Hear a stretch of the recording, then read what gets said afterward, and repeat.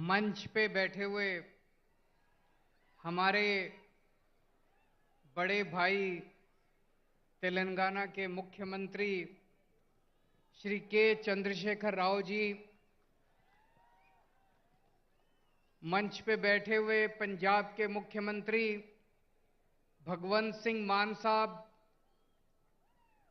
उत्तर प्रदेश के बेहद लोकप्रिय नेता और पूर्व मुख्यमंत्री श्री अखिलेश यादव जी, सीपीआई के जनरल सेक्रेटरी डी राजा साहब, मंच पे बैठे हुए अन्य सभी गणमान्य लोग और यहाँ पे इतनी भारी संख्या में आए हुए मेरे सभी प्यारे बहनों, भाइयों, माताओं, बुजुर्गों, बच्चों, आप सब लोगों को मेरा नमस्कार, सबको मेरा प्रणाम। सबसे पहले राव साहब को मैं बहुत बहुत शुक्रिया अदा करना चाहता हूं। आज मुझे तेलंगाना बुलाने के लिए उन्होंने आज दो बहुत महत्वपूर्ण कार्यक्रमों में हमें शामिल होने का मौका दिया और उसके बाद आप लोगों से बातचीत करने का मौका दिया।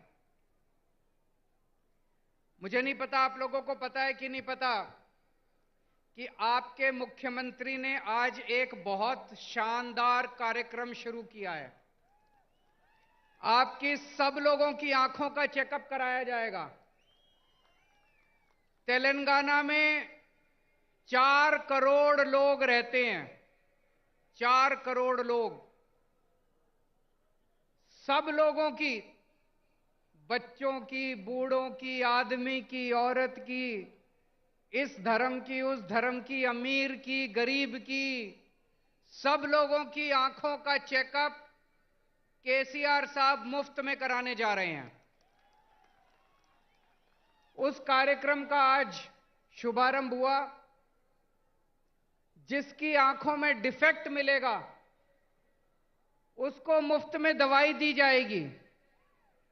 जिसे चश्मे की जरूरत होगी उसे मुफ्त में चश्मा दिया जाएगा और अगर किसी की आंखों में ऑपरेशन करने की जरूरत होगी तो उसका मुफ्त में ऑपरेशन किया जाएगा।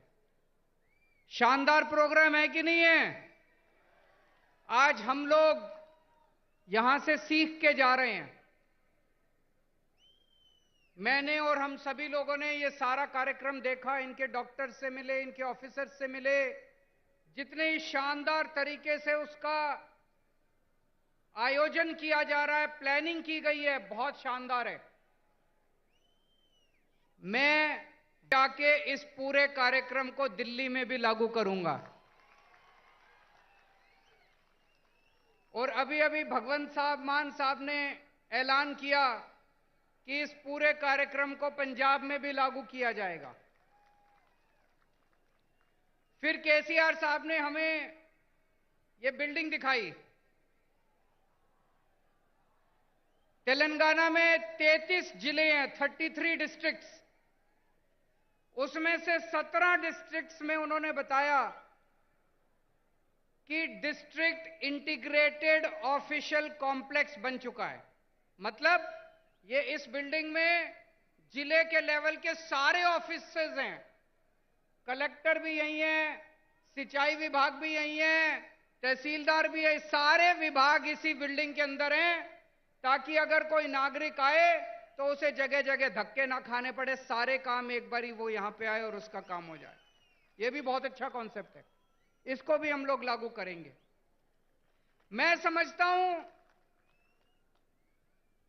अगर हम अपने देश के अंदर आपस में एक दूसरे से सीखने का प्रयास करें, लड़ने की बजाय, हमें लड़ना नहीं है, हमें सीखना है एक दूसरे से।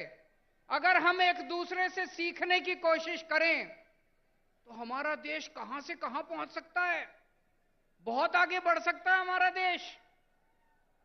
दिल्ली में हम लोगों ने मोहल्ला क्लिनिक बनाए। मोहल्ला क्लिनिक में आपके मुख्यमंत्री केसीआर साहब हमारे मोहल्ला क्लिनिक देखने के लिए दिल्ली आए। मुझे बहुत अच्छा लगा कि एक मुख्यमंत्री तेलंगाना के मुख्यमंत्री मोहल्ला क्लिनिक दिखाने ले गए। उन्होंने डॉक्टर से बात की, नर्स से बात की, सारा सिस्टम समझा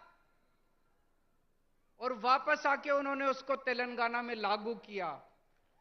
वो क्या नाम है उसका, बस्ती दवाखाना, बस्ती दवाखाना नाम से उन्होंने तेलंगाना में लागू किया। मुझे बहुत अच्छा लगा। तमिलनाडु के मुख्यमंत्री स्टैलिन साहब दिल्ली आए। उन्होंने हमारे स्कूल देखे। हमने दिल्ली में स्कूल बहुत शानदार कर दिए, सरकारी स्कूल जहां पे गरीबों के बच्चे पढ़ते हैं, रिक्शे वाले का बच्चा पढ़ता है, मजदूर का बच्चा पढ़ता है। अब दिल्ली के सरकारी स्कूल इतने अच्छे हो गए कि दिल्ली में लोग अपने बच्चों को प्राइवेट स्कूल से निकाल निकाल के सरकारी स्कूलों में भर्ती करा रहे हैं। बड़े बड़े प्राइवेट स्कूलों से निकाल निकाल के सरकारी स्कूलों में भर्ती करा रहे हैं। हमारे दिल्ली सरकार के स्कूलों के, दिल्ली के सरकारी स्कूलों के नतीजे 99.7% नतीजे आए हैं पिछले साल, 99.7। तो स्टैलिन साहब हमारे स्कूल देखने के लिए आए। वापस जाके उन्होंने अपने स्कूल ठीक किए और उन्होंने मुझे अपने स्कूल का उद्घाटन करने के लिए बुलाया। दोस्तों, मैं कई बार यह सोचता हूं, हमारे देश को आजाद हुए 75 साल हो गए, 75 साल, फिर भी हमारा देश गरीब क्यों रह गया? फिर भी हमारा देश पिछड़ा क्यों रह गया? हमारे बाद सिंगापुर आजाद हुआ, जापान सेकेंड वर्ल्ड वॉर में तहस नहस हो गया था, जापान हमसे आगे बढ़ गया, सिंगापुर हमसे आगे बढ़ गया, जर्मनी हमसे आगे बढ़ गया। हमारे में क्या कमी रह गई? हम पीछे क्यों रह गए? हम पीछे इसलिए रह गए क्योंकि जैसे भी मान साहब ने बताया, हमारे देश की राजनीति बहुत खराब है, हमारे देश के नेता बहुत खराब हैं। पहली बार इस देश के अंदर एक उम्मीद की किरण जागने लगी है। इस देश के अंदर कुछ मुख्यमंत्री एक साथ आ रहे हैं, कुछ नेता, अखिलेश यादव जी जैसे नेता एक साथ आ रहे हैं और अब हम सब मिलकर इस देश के विकास की चर्चा कर रहे हैं। हम सब मिलकर अब राजनीति की चर्चा नहीं करते। आज पूरा दिन सुबह से शाम तक हमने बैठ के चर्चा की कि देश के अंदर शिक्षा अच्छी कैसे होनी चाहिए, देश के अंदर अस्पताल अच्छे कैसे होने चाहिए, देश के अंदर सिंचाई अच्छी कैसे होनी चाहिए, किसानों के लिए क्या कर सकते हैं, मजदूरों के लिए क्या कर सकते हैं। देश के कुछ मुख्यमंत्री इकट्ठे होकर ये करने लगे। हम एक दूसरे से सीखना चाहिए हम लोगों को। मुझे याद है बचपन में जब मैं 10वीं क्लास में पढ़ता था, उस टाइम से हम सुन रहे हैं केरला में स्कूल बहुत अच्छे हैं, केरला में अस्पताल बहुत अच्छे हैं, उस टाइम से सुन रहे हैं। अगर केरला में स्कूल, हॉस्पिटल अच्छे हैं तो अभी तक बाकी देश में क्यों नहीं हुए? अभी तक हो जाने चाहिए थे बाकी देश में भी, क्यों नहीं हुए अभी तक बाकी देश में? हम सारे आपस में लड़ते रहते हैं, हम सारे पार्टियां आपस में लड़ते रहते हैं, सारे नेता आपस में लड़ते रहते हैं। आज मुझे बड़े दुख के साथ कहना पड़ रहा है, अभी अभी कई सारे वक्ताओं ने कहा तमिलनाडु का गवर्नर तमिलनाडु की सरकार को तंग कर रहा है, तेलंगाना का गवर्नर राव साहब को तंग कर रहा है, दिल्ली का गवर्नर मेरे को तंग कर रहा है, पंजाब का गवर्नर मान साहब को तंग कर रहा है। ये गवर्नर तंग नहीं कर रहे, मोदी साहब तंग कर रहे हैं। गवर्नर तंग नहीं कर रहे, गवर्नर को बेचारे को क्या लेना देना। गवर्नर को तो बड़ा सा बंगला मिल गया, आलीशान गाड़ी मिल गई, एयर कंडीशन माहौल मिल गया, नौकरी मिल गई, 5 साल ऐश करने के लिए आता है गवर्नर। गवर्नर को क्या लेना देना? दिल्ली से फोन आता है, राव साहब को काम मत करने दो, अड़चन अड़ाओ। आता है कि नहीं आता है?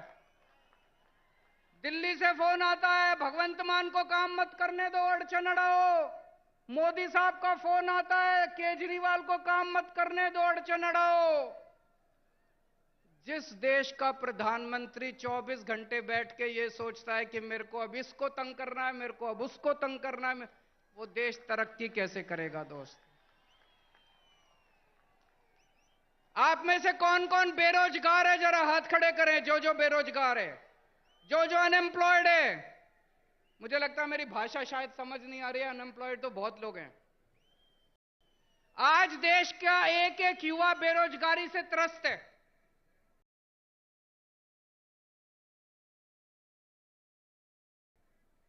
हमारे प्रधानमंत्री को बेरोजगारी से कोई लेना देना नहीं है। वो 24 घंटे बैठ के ये सोचते हैं मैं किस मुख्यमंत्री को तंग करूं, किसके ऊपर मैं सीबीआई छोड़ूं, किसके ऊपर मैं इनकम टैक्स की रेड डलवाऊं, किसके पीछे मैं ईडी छोड़ूं। आज पूरे देश के अंदर इतनी महंगाई हो गई है, एक आम आदमी को अपना घर चलाना मुश्किल होता जा रहा है, अपने बच्चे पालने मुश्किल होते जा रहे हैं। लेकिन देश के प्रधानमंत्री को महंगाई की, बेरोजगारी की कोई चिंता नहीं है। वो ये सोचते हैं आज मैं किसके एमएलए खरीदूं, इस पार्टी के एमएलए खरीदूं, इस सरकार को गिराऊं। ऐसे तो देश तरक्की नहीं कर सकता दोस्तों। 2014 में आप लोगों ने बड़ी, पूरे देश के लोगों ने बड़ी उम्मीद के साथ इन लोगों को भारी बहुमत दिया था, और एक एक बार नहीं, दो दो बार आप लोगों ने इनको बहुमत देके जिताया। लेकिन अब देश बदलाव मांग रहा है। लोगों को पता चल गया कि ये लोग देश बदलने के लिए नहीं आए, ये केवल और केवल देश बर्बाद करने के लिए आए हैं। 2024 का चुनाव आपके लिए एक मौका है। अब 10 साल हो गए, और कितना इंतजार करेंगे।